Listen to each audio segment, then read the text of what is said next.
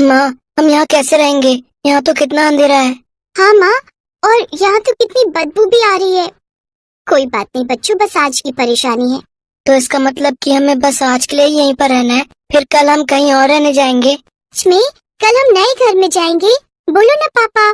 पिंकी और सोनू के इन मासूम सवालों का उसके माता पिता के पास कोई जवाब नहीं था। और फिर जब बच्चे काफी देर तक यही सवाल दोहराते रहे तो आखिर में उनकी माँ निधि ने झुंझलाते हुए कहा, नहीं, हम कहीं नहीं जा रहे क्योंकि नए घर में जाने के लिए बहुत सारे पैसे लगते हैं और वो हमारे पास नहीं है। समझे तुम लोग? अब चुपचाप सो जाओ। पर माँ, अभी तुमने ही तो कहा कि बस आज की परेशानी है। मेरा मतलब था कि तुम्हें बस आज यहाँ रहने में परेशानी होगी, इसके बाद तुम्हें आदत हो जाएगी। फिर ये अंधेरा और ये बदबू तुम्हें परेशान नहीं करेगी मेरे बच्चों।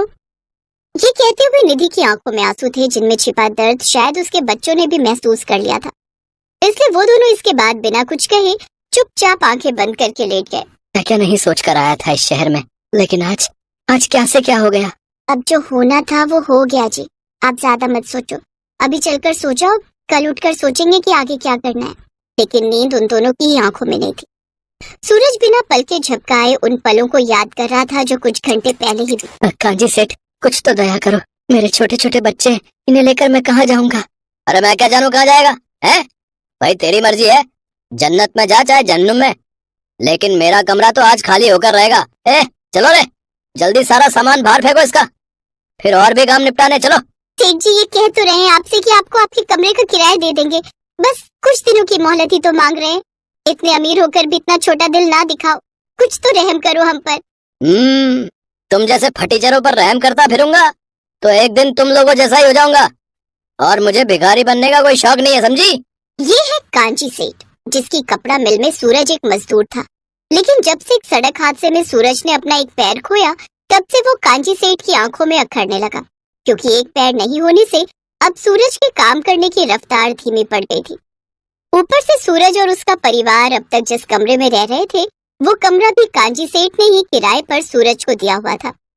लेकिन इलाज और दवाइयों के चक्कर में कमरे का किराया भरने में इस बार सूरज को कुछ ज्यादा ही देर हो गई थी। ये आप अच्छा नहीं कर रहे हो सेठ जी। मेरी हालत क्या है ये जानते हुए भी आप हमें घर से निकाल रहे हो, सच में बड़े बेरहम हो। हाँ भाई वो तो हूँ मैं, और अब जब तुझे मेरे इस गुण का पता चल ही गया ना, तो चल निकल यहाँ से, और दोबारा अपनी शक्ल तभी दिखाना जब मेरे पैसे देने की तेरी औकात हो जाए, समझा? चल। सूरज और उसके परिवार को बेइज्जत करके कांची सेठ और उसके आदमी वहाँ से चले गए। वैसे तो सामान के नाम पर सूरज और उसके परिवार के पास ज्यादा कुछ था नहीं, लेकिन जितना भी था उसे समेट कर वो दोनों अपने बच्चों के साथ कई घंटों तक दर दर की ठोकरें खाते रहे। पर सूरज की हालत को देखते हुए ना तो किसी ने उसे काम दिया और ना ही सिर छिपाने के लिए छत। फिर जब शाम ढलने लगी तो हार मानकर सूरज अपने बीवी बच्चों को लेकर उस जगह पर गया जहाँ रहने के बारे में वो कभी सोच भी नहीं सकता। विश्वास नहीं होता हम एक गटर के नीचे हैं, लेकिन ये जगह उतनी भी बुरी नहीं है जी। कल मैं यहाँ की अच्छे से साफ सफाई कर दूंगी। अब उस कोने में एक मिट्टी का चूल्हा बना लेंगे और यहाँ लेटने का इंतजाम हो जाएगा। हाँ, फिर कोई परेशानी नहीं होगी। नहीं निधि, आज नहीं तो कल परेशानी तो होगी ही। हमें इस जगह को भी छोड़ कर जाना होगा। अरे ऐसा क्यों कह रहे हो आप? ये जगह तो सरकार की है ना, और सरकार को क्या पता कि हम यहाँ रह रहे हैं? तो ऐसे में हमें कौन निकालेगा यहाँ से? हमें खुद निकलना होगा।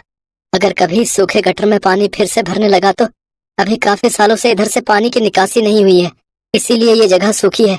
लेकिन ऐसा हमेशा तो नहीं रहेगा ना। अब तब की तब देखेंगे, अभी आप ये सब मत सोचो, बस ये सोचो कि ये जगह अपनी है। अच्छा ठीक है, अब तुम सो जाओ। कल सुबह मैं बाहर जाकर फिर से कुछ काम ढूंढने की कोशिश करूंगा और कुछ खाने के लिए भी ले आऊंगा। तुम बच्चों के साथ यहाँ की साफ सफाई कर लेना तब तक, ठीक है? जी ठीक है। और इस तरह उस सूखे गटर के नीचे ही ये गरीब परिवार बस गया।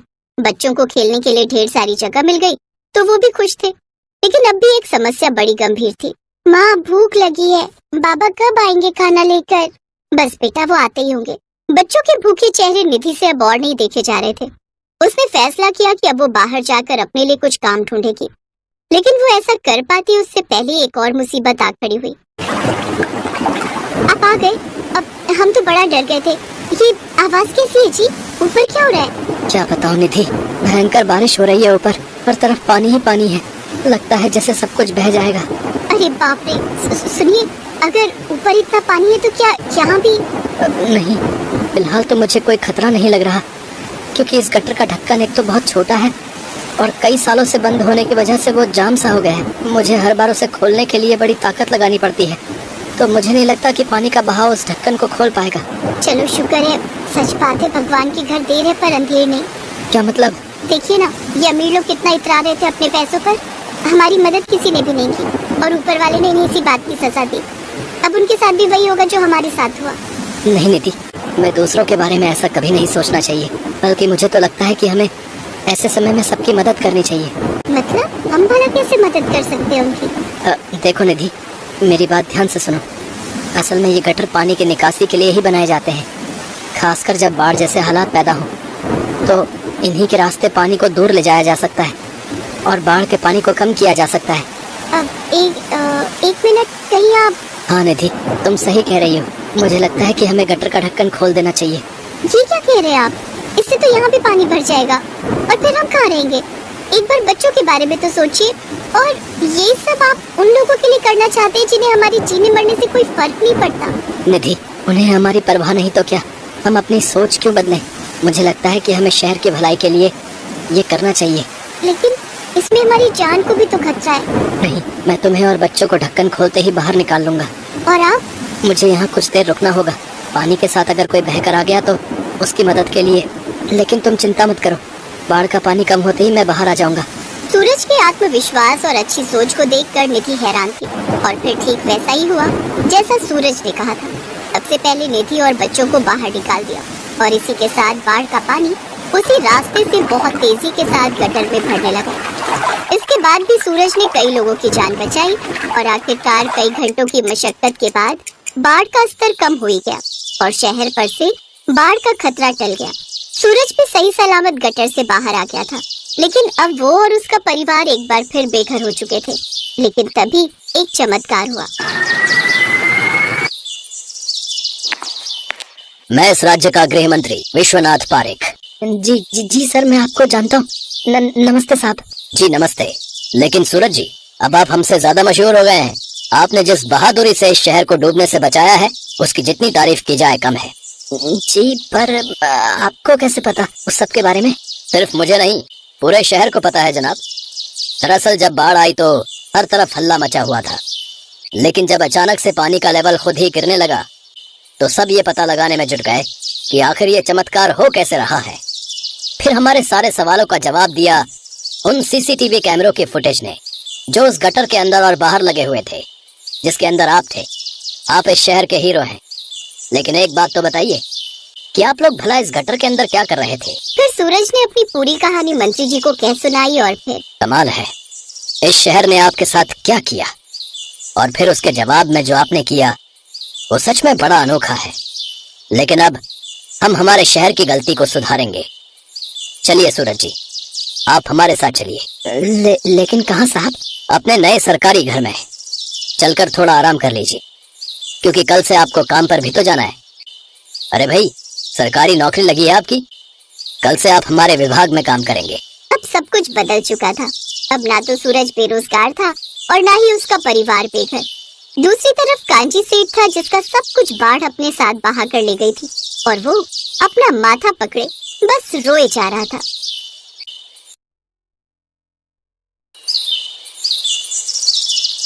ठंड का मौसम शुरू हो चुका था। पूनम की नई नई शादी हुई थी। बहू, ठंडी तो बहुत है आज। थोड़ी देर में सारे गांव वाले तुझे देखने आने वाले हैं। सबके लिए चाय नाश्ते का इंतजाम कर लेते हैं। सासू माँ अब तो कांप रही हैं। आप आराम कीजिए, मैं सबके लिए चाय नाश्ता बना लूंगी। पूनम मिट्टी के चूल्हे में चाय और कुछ नाश्ता तैयार करने लगी। तभी अचानक बर्फबारी शुरू हो गई और गांव के बहुत सारे लोग उसके घर में इकट्ठा हो गए। आप लोग तो बहुत जल्दी आ गए। मुंह दिखाई की रस्म में तो अभी थोड़ा टाइम है।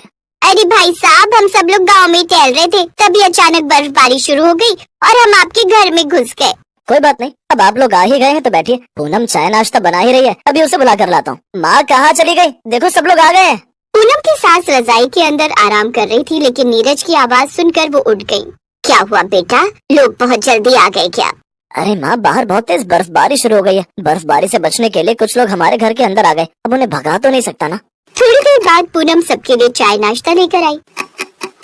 सभी ने उसका चेहरा देखा और थोड़ा बहुत उपहार भी दिया। बहू देखने में तो बहुत सुंदर है, लेकिन शादी होते ही बर्फबारी शुरू हो गई इस गांव में।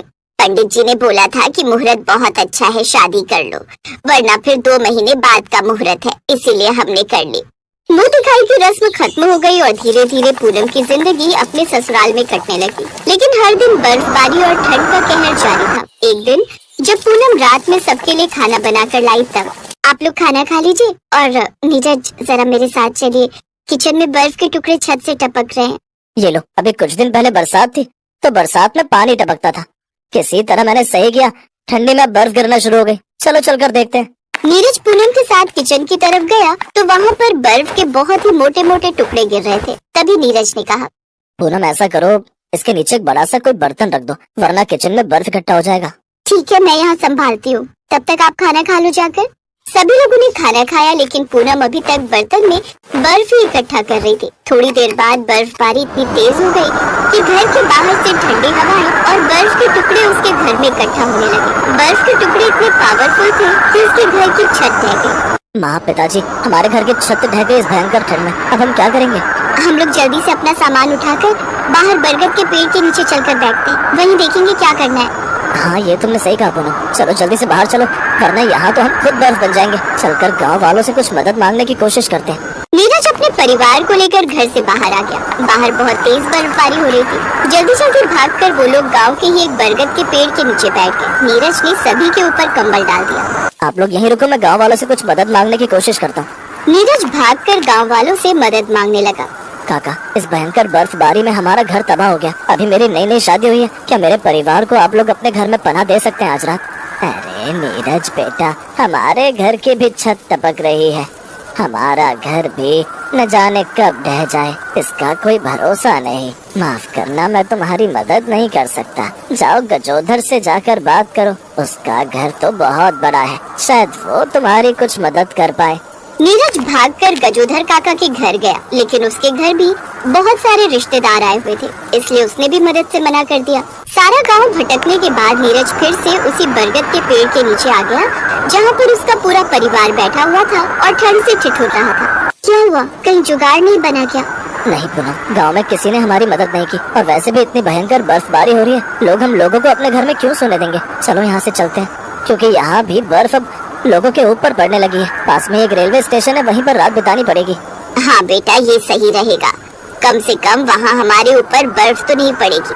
सुबह उठकर देखते हैं क्या करना है। नीरज अपने परिवार को लेकर पास में ही एक छोटे से रेलवे स्टेशन के पास चला गया। उसने प्लेटफॉर्म पर ही अपने परिवार को बिठा दिया। तभी वहाँ पर कुछ आरपीएफ वाले आ गए। आप लोगों की ट्रेन आने वाली है क्या? नहीं दरोगा साहब, बात दरअसल ये है कि बर्फबारी में हमारी छोटी सी झोपड़ी बर्बाद हो गई, इसीलिए हम रात बिताने यहाँ चले आए। देखो, ये कोई आश्रम नहीं है कि तुम लोग यहाँ पर रात बिताने आ गए, ये प्लेटफॉर्म है। अगर अभी टीटी आ गया तो तुम लोगों को जेल के अंदर जाना पड़ेगा, क्योंकि तुम लोगों के पास तो प्लेटफॉर्म टिकट भी नहीं होगी। प्लेटफॉर्म पर फालतू बैठना पूरी तरीके से मना है, ये तो तुम्हें पता ही होगा। दरोगा साहब, इतनी रात में हम कहाँ जाएंगे, बर्फबारी भी बहुत हो रही है, हमारे पास घर भी नहीं बचा, कम से कम एक इंसानियत का फर्ज तो निभाइए। फिलहाल मेरे बदन पर वर्दी है तो मैं इंसानियत का फर्ज नहीं बल्कि अपनी ड्यूटी का फर्ज निभा रहा हूँ। आप बुजुर्ग हैं, मुझे लगता है आप मेरी बात समझ पा रहे होंगे। नीरज बेटा, दरोगा साहब की भी मजबूरी है, वो अपनी ड्यूटी निभा रहे हैं, चलो कहीं और अपना ठिकाना देखते हैं। इसके बाद नीरज ने सारा सामान उठाया और अपने परिवार को लेकर उस स्टेशन से भी निकल गया। पैदल भटकते भटकते स्टेशन से थोड़ी दूर पर एक बहुत पुरानी ट्रेन के कुछ डिब्बे रेल की पटरी पर खड़े थे, उनमें जंग लग चुकी थी। पिताजी, वो सामने ट्रेन के डिब्बे दिख रहे हैं आपको, वो कई सालों से ऐसे ही खड़े हैं, उसमें जंग लग चुकी है, मुझे नहीं लगता वहाँ कोई आएगा। चलो हम लोग वहीं चलते हैं। लेकिन अगर वहाँ भी पुलिस वाले आ गए और हमें उस ट्रेन के डिब्बे से भगा दिया तो? अरे तो क्या, जब तक कोई नहीं भगाता तब तक तो हम वहाँ रह सकते हैं ना, और वैसे भी कोई प्लेटफॉर्म तो है नहीं वहाँ कि हमें वहाँ की टिकट लेनी पड़ेगी। नीरज बेटा बिल्कुल सही कह रहा है, इतनी भयंकर बर्फबारी में हमें अपना सर छुपाने के लिए कोई ना कोई जगह तो चाहिए ही ना। एक बार फिर से नीरज ने अपना सारा सामान उठाया और अपने परिवार के साथ उस ट्रेन के अंदर चढ़ गया। उस ट्रेन में जंग लग चुकी थी और अंदर से बहुत गंदी भी थी। आप लोग बस मुझे 5 मिनट का समय दीजिए, इन ट्रेन के डिब्बों को मैं बिल्कुल घर जैसा बना देती हूँ। थोड़ी देर में साफ सफाई करके अंदर से उस ट्रेन को पूनम ने बहुत अच्छा घर जैसा बना दिया। फिर वहाँ पर उन्होंने अपना बिस्तर बिछाया और सो गए। पूनम, माता पिता को इसी डिब्बे में सोने दो, हम लोग बगल वाले डिब्बे में चलते हैं, आज हमारी सुहागरात भी है। किसी भी औरत की ससुराल ट्रेन में मैंने पहली बार देखी है। पूनम, मैं तुमसे माफी मांगना चाहता हूँ, शादी होते ही हमारा घर उजड़ गया इस ठंड में, तुम्हें बहुत तकलीफ हो रही होगी। अरे नहीं, आप ये कैसी बातें कर रहे हैं? बल्कि मुझे तो बहुत मजा आ रहा है। इस तरह की नई नई चीजें जिंदगी में होती रहनी चाहिए। उस ट्रेन के डिब्बे में ससुराल होना कितने मजे की बात है ना। नीरज और पूनम दूसरे डिब्बे में चले गए। जब वो लोग सोकर उठे तब तक उस डिब्बे में कोई नहीं आया था। आसपास जंगल था और बहुत सन्नाटा भी।